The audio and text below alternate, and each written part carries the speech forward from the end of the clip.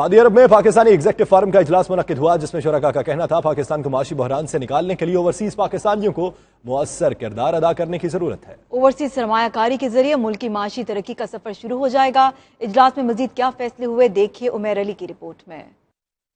Saudi दारुल-हुकूमत रियाज में Pakistan executive forum का इजलास मुनक्किद हुआ, जिसमें शुरका का कहना था कि ऐसे तमाम कारोबारी अफराद जो बैरून ममालिक मुकीम हैं, उनके लिए पाकिस्तान में सरमायाकारी करने के बेशुमार मौके मौजूद हैं। कुवैत की मारूफ कारोबारी शख्सियत हाफिज शफीक रहमान के इस मौके पर कहना था कि पाकिस्तान को माशी बहरान से निकालने के लिए जहाँ हुकूमत इकदाम उठा रही है, वहीं हमारी जिम्मेदारी भी है कि हम पाकिस्तान में अपने कारोबार को ज्यादा से ज्यादा फरोग दें, जिससे बेरोजगारी का खात्मा भी मुमकिन होगा, जबकि मुल्की मईशत को भी सहारा मिलेगा। पाकिस्तान एग्जीक्यूटिव फोरम के सदर मुनीर अहमद शाद के इस मौके पर कहना था कि सऊदी अरब के साथ तजारती मरासम को बेहतर अंदाज में बढ़ाने के लिए बिजनेस सेंटर बनाने की भी अहम जरूरत है। सऊदी अरब में बड़ी तजारती कंपनियों को पाकिस्तान में सरमायाकारी के लिए राग़िब किया जा रहा है, जिसके लिए मुलाकातों का सिलसिला भी जारी है। इजलास से तनवीर अहमद, आसफ शेख, उमैर मिर्जा, जुवेद मुनव्वर के अलावा दीगर मुकर्रीन ने भी इज़हार ख्याल किया और पाकिस्तान में ज्यादा से ज्यादा ओवरसीज सरमायाकारी पर जोर दिया। उमैर अली, 92 न्यूज़, रियाज।